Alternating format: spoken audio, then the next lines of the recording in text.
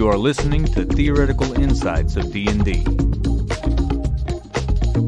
Lord, give me a fireball! Screw how hot your skin is, my bars are hotter. Let me tell you what this is. Let me tell you, you listeners, if you don't know what the zombie has packing in his decaying flesh. You shut up, cancer bones. You gonna be a zombie if that cancer doesn't get cured. Hey guys, this is Rob. And I'm Eric. Welcome back to Theoretical Insights of D&D. There's a couple of things that we wanted to go over before we actually get on to today's topic, and that is, first off, the Power Gaming Tournament has returned. That's right, the second year in a row, and if it performs well, we'll do it again next year. We'll turn it into an annual thing. And this time, no meteor shower. Yeah, no meteor shower. The guidelines are the max level for your character is level 12. So they could be first level or 12th level. It's up to you. Mm-hmm. Standard array for stats. You have starting equipment with one magical item of any quality of rare or lower. So if you're doing it on D&D Beyond, that'd be purple or lower. Any race, any class and subclass that is published through, Wizards of the Coast, or like Grim Hollow is allowed, stuff like that. Also, let's see here.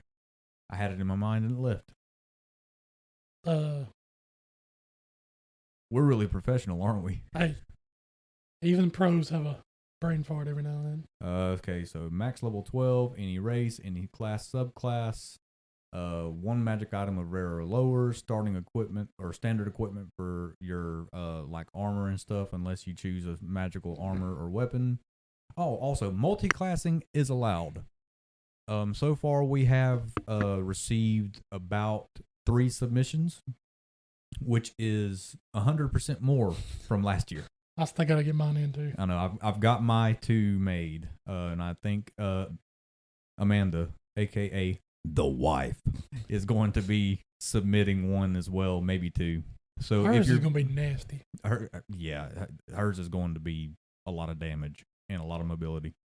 If you're interested and you'd like to see how your character would perform against these other characters that will be submitted, then send it to us through the Facebook Messenger app at Theoretical Insights of D&D, or through email at theoreticalinsightsofd, the letter N, d@gmail.com. For some reason, Gmail does not allow for special characters, so it's just the letter N in D&D. Typical Google stuff. Yeah. But without further ado, here is the ad for the Power Gaming Tournament Part 2. Theoretical Insights of D&D is proud to present the Power Gaming Tournament Part 2. The finest heroes have been summoned. Only one team will stand tall when the dust settles. Who will bring honor to their family and God in this upcoming war? Submit your characters to theoreticalinsightsofdnd@gmail.com or through the Messenger app. The rules are in the description and on the Facebook page. Good luck, adventurers. May the dice roll in your favor. Also, with that out of the way, we are bringing you a second series. That's right. We're putting ourselves to work this year for unknown reasons, because do we get paid? No, we do not. Not yet. Not yet. No, you lovely listeners may lead us to greater things. And we will take you with you. Take you with us, if I could English. English so, word. We're bringing you an all-new series stemmed off of the conversation that we had with Potato Candy Network in their Food Wars that was a fun episode. Yeah, it was. So, for those of you unfamiliar with it, we talked about what it would be like if Guy Fieri was a fairy and was in Dungeons & Dragons as either an ally or an enemy. So, we will be taking that idea that was birthed from that podcast episode with the blessing of Potato Candy Network and creating an all new world, story, and campaign through a multi-part technically world, campaign, and story builder. Yeah. Just however many episodes it takes to get it fully laid out. And at the end of it, if that's something that you think you would like to run, it's there. You can run it. It will be yours freely to where if you want to play through that campaign, it's yours. Yeah, this is basically going to give you like the first chapter of a campaign book, and you just fill out the rest of it. Yeah, pretty much. We'll give you the guidelines and be like, hey, this is here, this is here, this is here, this happens at certain points, and then you do whatever you want with the rest. Mm-hmm. And surprise, surprise, because I'm somewhat musically inclined, I have made another ad in which I will play. Now. A light flashes before you, leaving you blinded for a short moment. As your vision returns, you find yourself in a void, empty of matter and sound, floating within the nothingness. Suddenly, you watch as a world is formed before you. Dirt compiles into a shape as caverns are carved, mountains raised, and oceans are filled with water. Civilization takes hold under your watchful eye. Join Theoretical Insights of D&D as we build a world and a story. Welcome to the new world.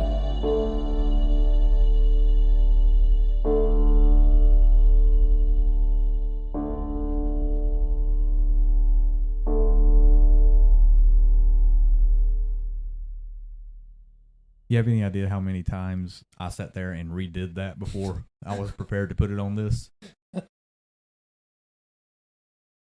But no, we hope that you enjoyed those ads. We hope to see your characters for the Power Gaming Tournament, and I hope that you're able to enjoy the upcoming series that we have that will be alternating with the monster reviews for our top our monsters. celebrity seal Yeah, list. Our Demogorgons and Bob Barkers and Copper Wormlings and Denzel Washingtons. Interesting titles. But today we're going to talk about immersion at the table. Why it's Theater of the mind. Yeah, why it's important, how to do it, or more along the lines of how we've done it, and the pros and sometimes cons of being fully immersed at a table into the gameplay and the story that's being told.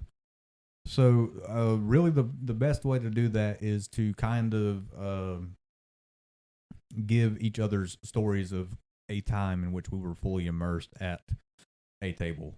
Oh, I hate you. For those of you that don't know, I was Eric's DM for a total of probably 3.5 to 4 years. And the amount of anger and tears shed at this freaking table. You're going to have these people thinking I'm crazy. Well, you are crazy. Point taken. Okay, then. One time that I felt fully immersed is when we were playing in Jeremiah campaign, Grim Hollow, when I was role playing Ford, and I had to run back all the way to what was the name of the town? Fallowheart. Had to run all the way back to Fallowheart and rally the people into fighting against the Arcane Inquisition. To where he just goes in there and he's just, hey, there's a group of guys coming. You can either fight or you can run away. But I promise you, you fight, you'll live to tell your grandkids, and there'll be a story that you can stand proudly upon. Just something for them to hold on to. Yeah. And it wound up working. And they kicked the crap out of the Arcane Inquisition. Yes, they did. I was very surprised. Like, old granny with the coffee cart had a couple of guns hidden up under there, and Ford laid down on top of it with his hunting rifle, and they went charging in the battle together. That's why her coffee was so good. It was full of black powder. And she survived. Yeah. That was the crazy part. But what is one moment in which you felt fully immersed into a game to where, whether you closed your eyes or not, while the DM was explaining things and while people were role-playing, you could, with your eyes open, just see everything happening around you?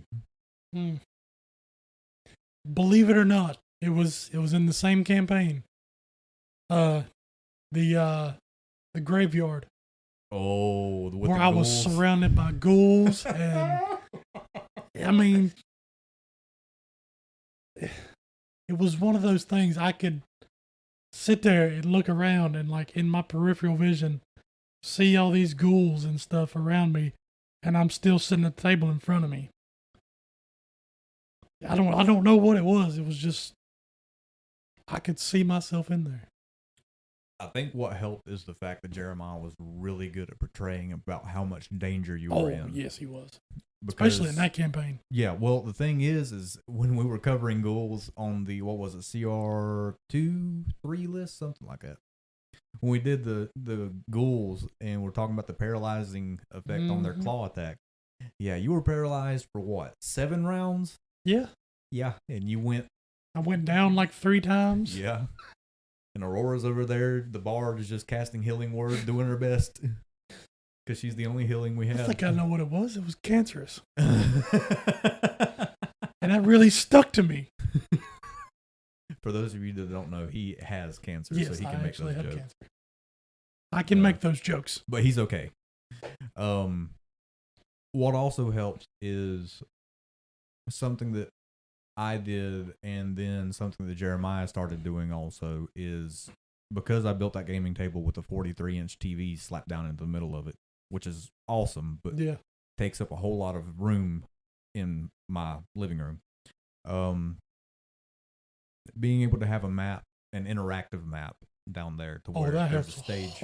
If there's a phase 2 and 3 or 4, and you don't have to have the TV. You like you can watch Critical Role and Dimension 20, and I'm sure that Dungeons and Daddies has some kind of 3D map that they can change for any kind of dramatic. Well, even effect. if you have just a 2D, even if you have a map on a piece of paper, just uncover the paper as you go along. Or if there's something that happens, just rip the paper in half and be like, "Good luck." Yeah. Try to get from here to here.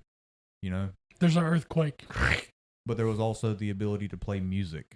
Yes. Now I have a playlist on Spotify labeled and called D&D, and it has a lot from Skyrim. It has a lot from Final Fantasy 15, Final Fantasy 7, God of War, Vikings, the TV show. One of the best songs that I've got on there is Floki Appears to Kill Athelstan. Because it is an absolutely wonderful composition from the guy that composed it. I cannot remember his name right now. If I can pull it up. Yeah, the music, it definitely helps set the tone, and it's another sense. It adds another layer for you to get immersed by. We kind of have to think about immersion as a blanket. Okay, and that doesn't mean for it to be like a blanket statement, but just like a layer, like an onion. We're like onions. We have layers. D&D is like onions. It has layers. So when you're thinking of like the Streets of Whiterun, something that anybody that's played Skyrim can pretty much remember what it sounds like, or Blood on Steel, which was most of the fights that were happening in Skyrim. Yeah. Jeremy Soule knocked it out of the park. Oh, definitely, yes. And it adds so much to everything that you do at a D&D table. The composer for the Viking stuff was Trevor Morris. Absolutely wonderful job. Yeah. On all of those. And I will tell you something else that adds immersion. Like at the beginning of Grim Hollow, when we went into the tavern, the time bubble. Yeah, the time bubble. When we had like food cooking, and we go into a tavern and you can smell the food, and you're like, with the music in the back. Oh man, it just that was the advantage of playing at home, because Mike Garrity always brought something to help cook. Yeah. Like we would provide the meats and stuff, and he'd bring like sides. Yeah. And so would you. And he loved Mexican street corn. I mean, who doesn't? So he'd be up there tossing up some Mexican street corn or something, and we go into a tavern that's a time bubble, and everything stops, but we can smell food cooking. You smell Or the food we with the have music just- coming. yeah. Oh, Or we man. just ate, and now the smell of food and the aftertaste of all that food is still in our mouths, and we're now in a tavern. You know. Yeah, immersion is more than just the DM doing voices Oh yeah. or the people at players at the table doing voices.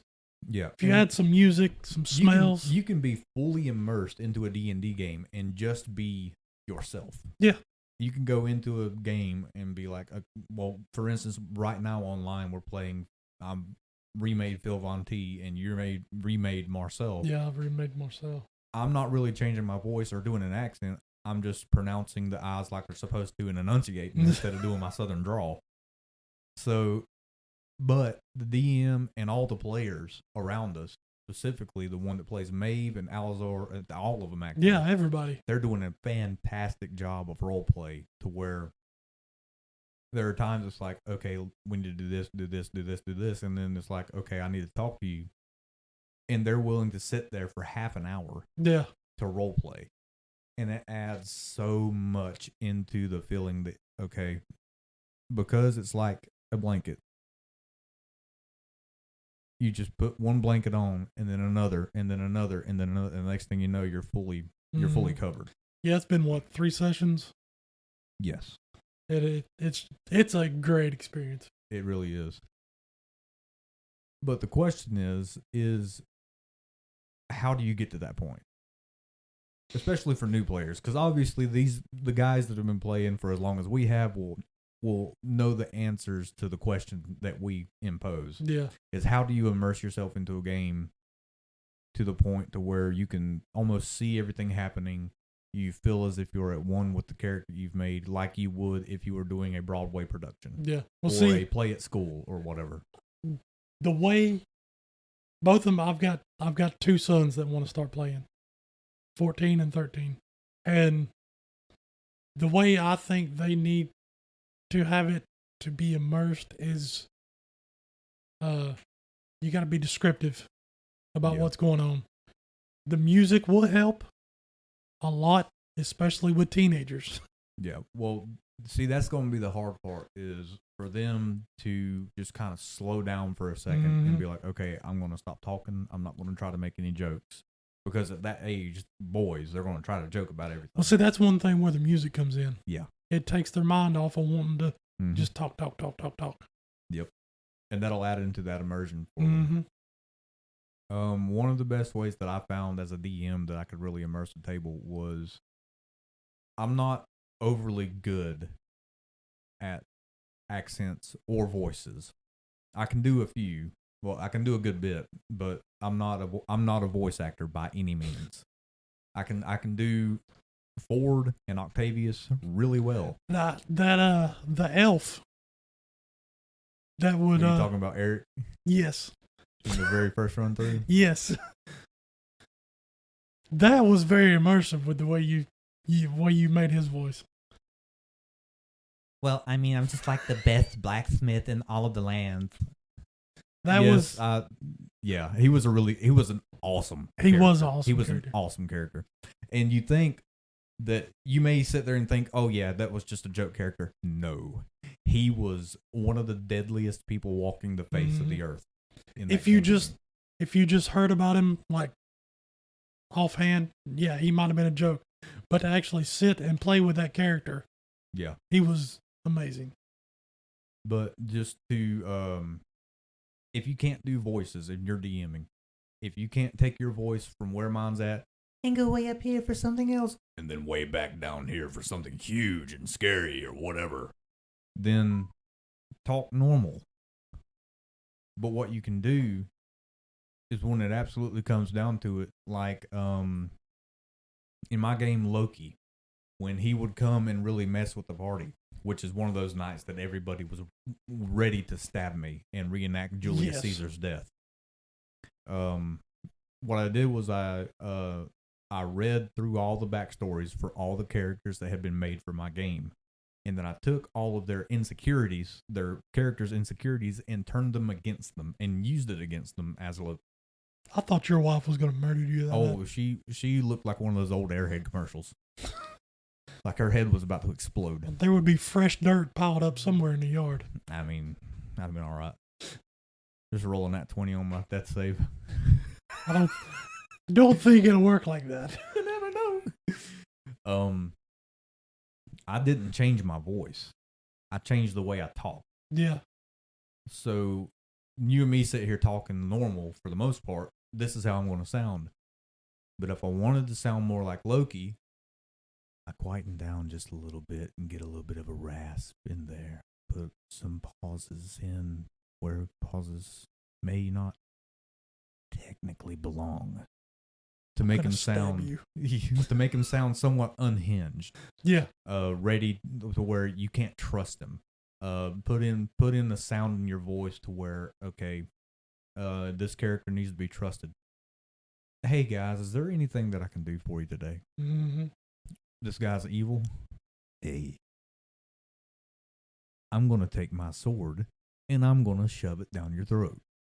You know what I mean? Yeah. Just different ways that you don't even have to change your voice. You don't have to put on an accent. You can just change the way you talk a little bit. Yeah, you can enunciate differently. Yeah. Put emphasis on certain words. Put pauses in where pauses may not regularly belong in a normal conversation, and it'll completely change the dynamic of the conversation that you're having between your character as the DM and the player characters at the table. Oh yeah, that little bit will change. It helps a lot.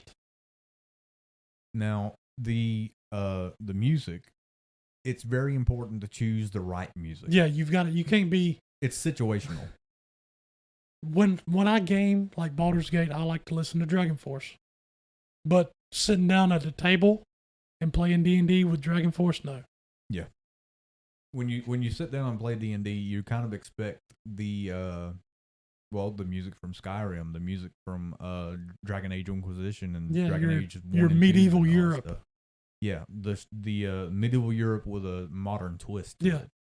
And it's very important as the DM or the music selector, if you're not a player, or if you are a player, if you're not the DM, if you're just a guy that sits there as the DJ for the group, because I'm sure that there's somebody that does that. Yeah. To make a decision on what piece of music will be playing during this time and have it fit for what the story is doing or what the actions are doing right now. So, for instance, you wouldn't play I'm a Barbie girl in the middle of the big bad evil guy fight. No, you gotta have something. I mean, you could, don't get me wrong, if it could be like something really, like off the wall. But like for a regular D&D session, if you're fighting an ancient red dragon and you've got 6 characters that are trying their hardest, I'm a Barbie girl doesn't work. Unless you're the bard and just cracking jokes at the dragon. Yeah, but I think you get what I mean. Yeah, you got to be. Your music choice is a big help in immersion. Now, something that did work for us is, now I took the words out of it to where they weren't too distracting, but in the Cerberus fight, when I was setting up the surrounding area and the fact that there were broken statues, all of a sudden the ground collapses in as you see hellfire erupt from it. When I did that, I started playing Shepherd of Fire by Avenged Sevenfold. Yeah.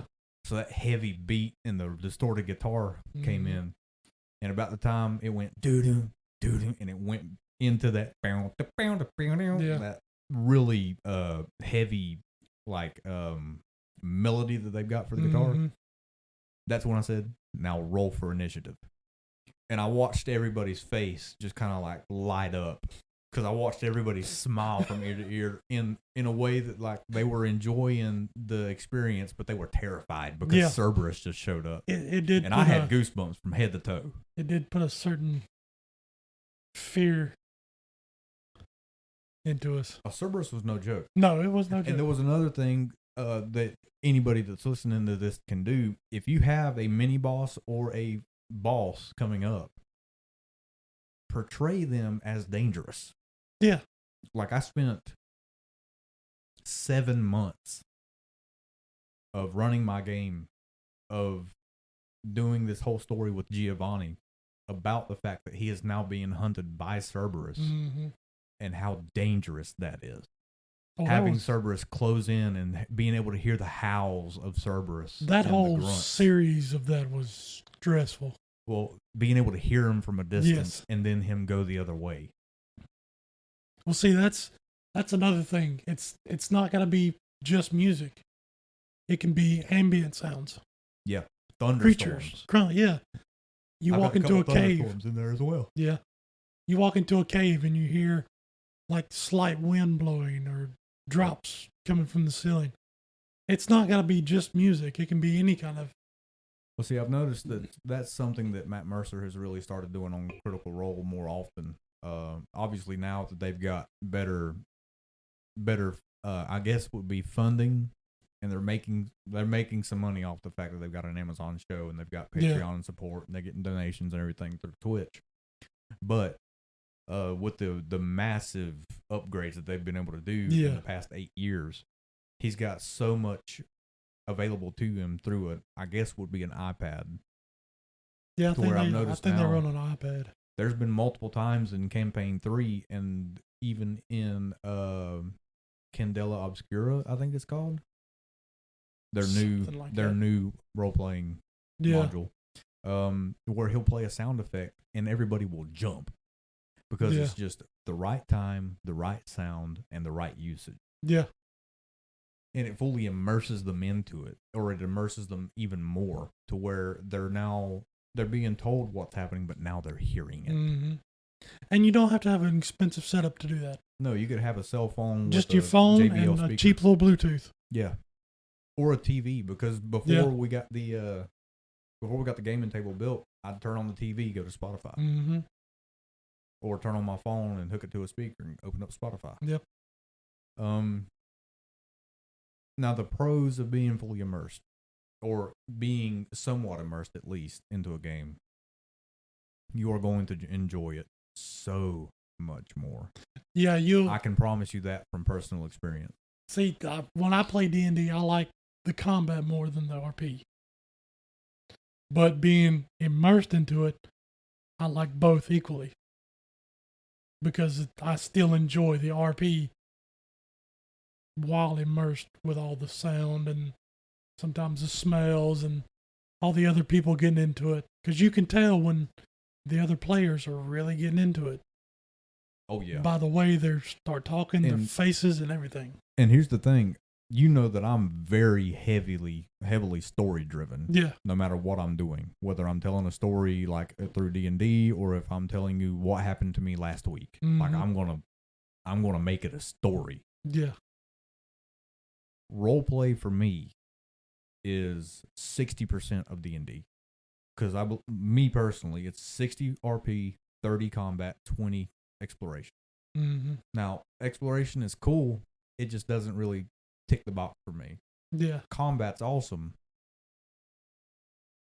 when it's done really well, and it's been done really well so far in just about every game I've played. Yeah.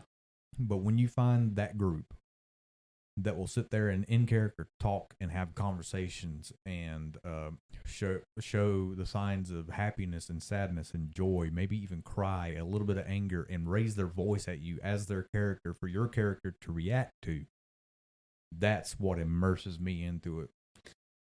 Now I'll tell you, this most recent like Roll20 group, bunch of strangers have really got immersed. Oh yeah. Didn't know each other. Still don't really know each other. Just know each other by voice, kind of. And the way we can RP together is just. Oh, it's amazing. I had a similar experience in the previous Roll20 game that I was in a few years ago. It was called On Cold Winds Below. And the DM's name on Discord right now is, I think, Grey's Anatomy Season 4. I don't remember I don't think he ever knew his real name. Uh-huh.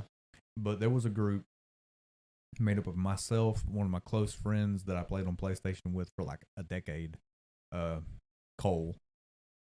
There was Michelle, who played Thadrabel. Cole played Aziel's brother, Raylan.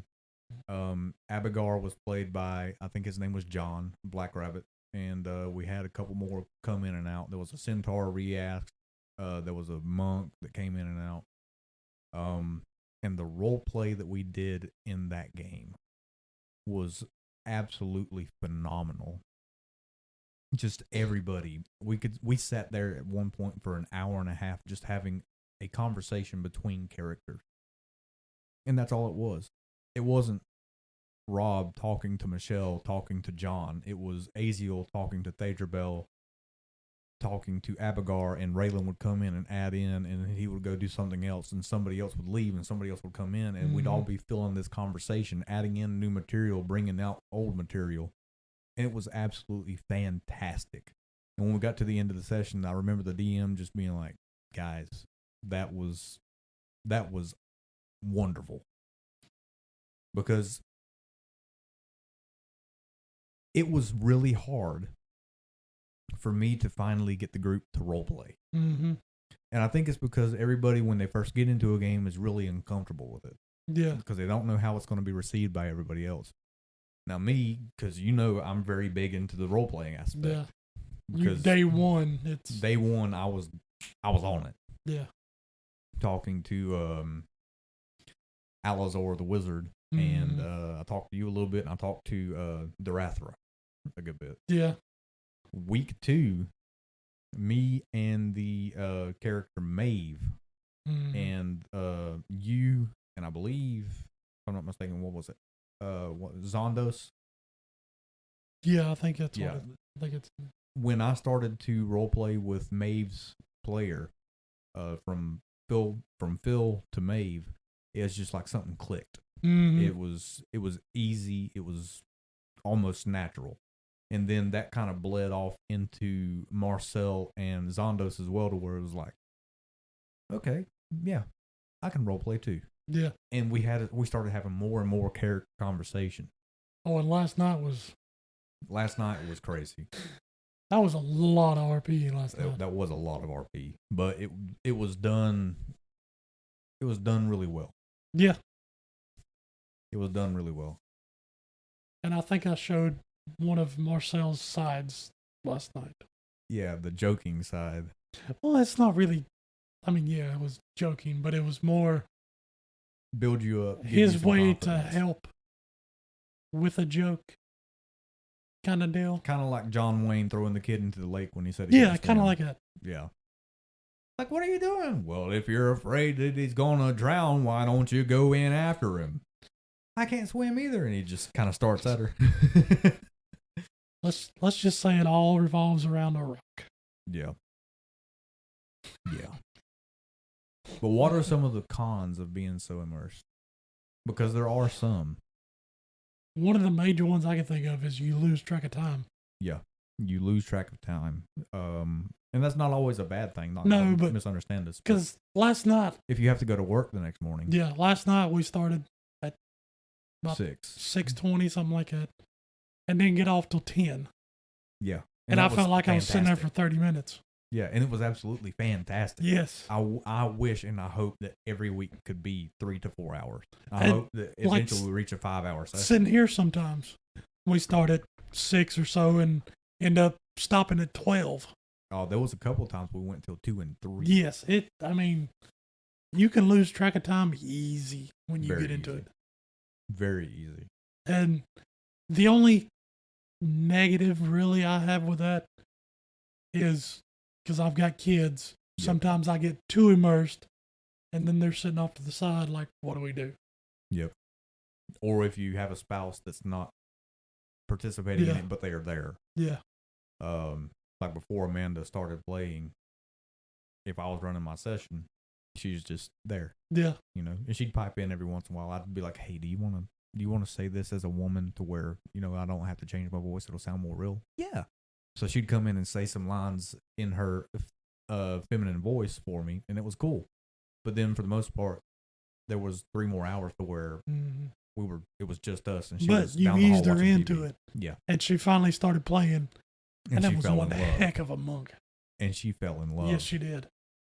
The amount of emotions I seen come from her towards yeah. you.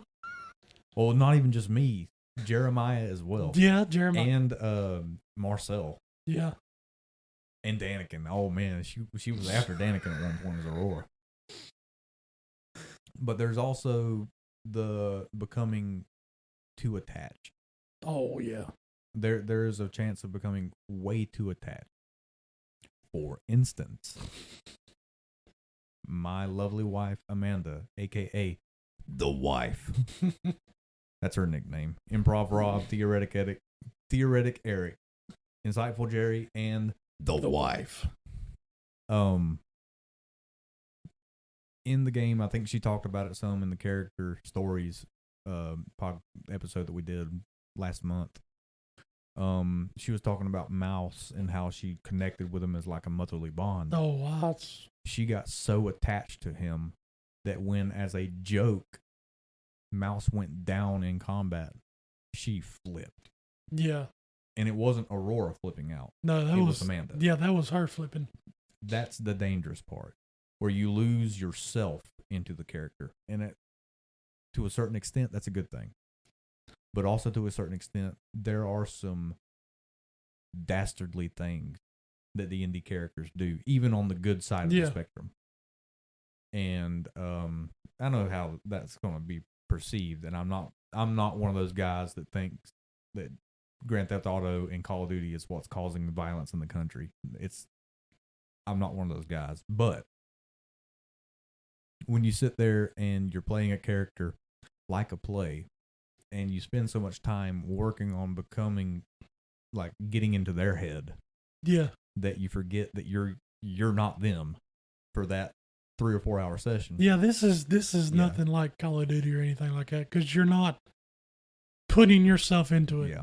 You're just sitting behind a TV with a controller or mouse and keyboard and Eating shooting a piece people. of pizza and drinking a Mountain Dew. But D&D, you have to play that person. Yeah, if it's one of those types of games, because there's a lot of games that you can play in. It's just like, all right, point, click, shoot, that's it. That's like Baldur's Gate 3. If I wanted to RP in Baldur's Gate 3, I could get into the character, kind of. Yeah. But it wouldn't be to the extent of sitting down at a table with pen and paper or D&D Beyond or Roll20 and being that person, taking myself, like clearing my mind and being myself for 4 hours. Yeah, and that's a disconnect that people need to keep in mind, is that if it's happening in game, it's not happening to you. Yeah. Just that's the dangerous part of immersion. Is number one, time consumption. Number two, the ability to kind of lose yourself to a point to where when one of your favorite NPCs dies, not only is your character upset and maybe angry, but you are too. Mm-hmm. And you don't have the control that you would have if you're like, okay, well, it's just a game. And you're sitting there screaming at the DM at the top of your lungs. You know? You've got to keep yourself anchored in reality. Yeah. And, I mean, most people are good at it, but there are some that will probably struggle with, especially those that are slow to get into the role play and immersive side of things to begin with. Yeah, because once they actually it's get very to easy for that bucket to tip over. Yeah. With the water word. Yeah. I got lost. Yeah, that came out today. I got lost. I can't find my way home. We have a bucket.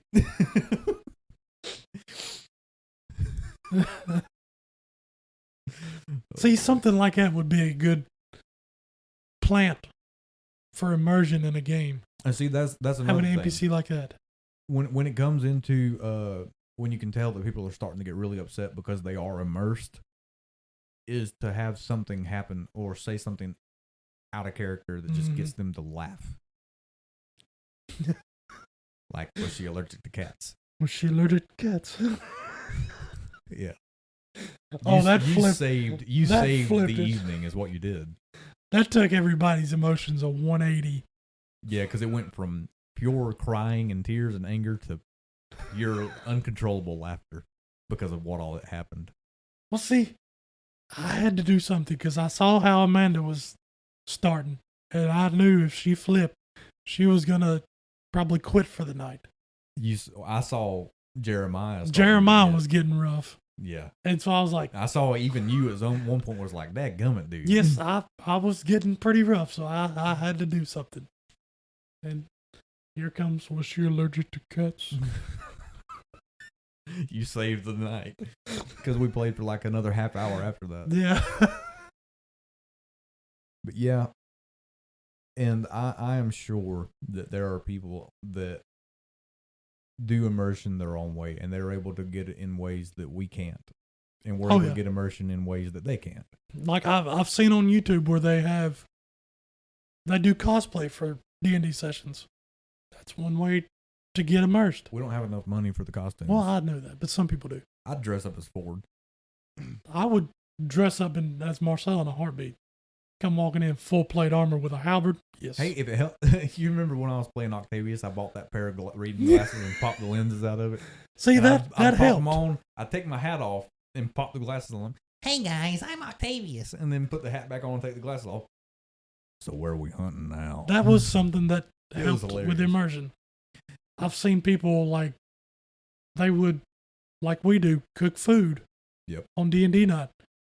They would have like your standard tavern food. Mm-hmm. Or they would have mugs with, I don't know, if they drunk beer, they'd have beer in it, but like root beer or cream soda or something sweet like tea or Yeah. something like that. It was just like your Viking mug. Yeah. And it's one way to be, I guess you could be immersed with that because you've got a physical object to look at. And at that point, the location no longer matters. Yeah. Because we were in my living room with a 55-inch TV on the wall, a sectional couch, and 2 cats running all over the place, and none of it mattered. Yeah. Nobody cared about it anymore. Even when were we fully done immersed. sessions on the couch.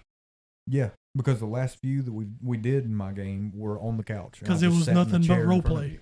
Yeah. And even then you can get immersed with like the music and stuff like that. Yeah. And sitting here in front of a computer screen, yeah, you have the maps and the little character models in which I need to figure out why mine's not a little circle like the rest of y'all's. I can't figure it out. But anyway, I don't know. Where you can see the map. Now, this DM doesn't play any music, but I've got Spotify open in the back playing my D&D playlist really low to where I can still hear Yeah, I've always everybody. got some music playing in the background. Where you can be fully immersed in that. And like I was saying, everybody has their own way to get to the immersive levels to where they're fully enjoying the game to their maximum potential. And if you have ways of doing that and you'd like to share those with us, feel free to shoot us a message or an email. One thing that really helps is for you to have a really good imagination. Yeah. If you can read a book and get into the book, put yourself into the book, you can play D&D and be immersed. Oh, yeah. Guaranteed. Or if you can, this is going to sound stupid, but because I make music and all that stuff, if you can listen to a song and just kind of close your eyes and listen, and if it's one of those storytelling songs, because I'm if you ain't figured it out by now, I mainly listen to country. George Strait. Yeah. If you can close your eyes, especially if it's one of those storytelling songs like The Chair. Yeah. Or The Gambler, or any of those that have or Wait in the Truck by Hardy, where you can close your eyes, whether you've seen the music video or not, and listen from the first verse all the way to the last verse or the last chorus, and kind of watch everything play out in your head. Yeah. Oh, yeah. Or if you can just sit there and listen to a podcast that's like Dungeons and Daddies, and you're sitting there in your room or whatever, and you can watch it happening. Yeah. Yeah. A good imagination is a really big help. Yeah. No matter what the DM can do, what other players can do, you can be just sitting there with a piece of paper, your character sheet, and a pencil and some books. If you've got a good imagination, you can get immersed. That's the key to immersion. We finally figured it out after 43 minutes. It's imagination. It's nothing of what we've already talked about. Well, I mean, your imagination is the base. It's going to be like 90% of it. And then everything else builds onto that. Yeah, because if you can be immersed with no music, with no role play and everything. And you gotta get we've done enough it. We've done it at a busy card shop. Yeah. Yeah. With, and that was rough. What, 10 people at the table? Right at. and then another 30 playing Magic and Pokemon and everything else around us. Yeah, even when we moved to the new place. Yeah, it and was had our own room. still, it wasn't loud like it was at the other one, but it was still, you could still hear everything. Yeah. Well, I hope that you maybe learn something or kind of be like, hey, you know what? I'll try that. Because that's the entire reason that we're here. We're not here to just entertain. We're here to learn and grow alongside you. The entertainment helps. Yeah, the entertainment helps because that's what will eventually make us some money.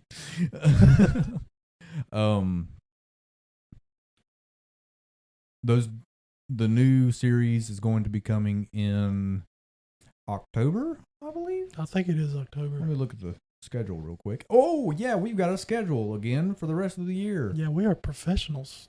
Yeah, we did that last year, and we completely went off of it. Yeah.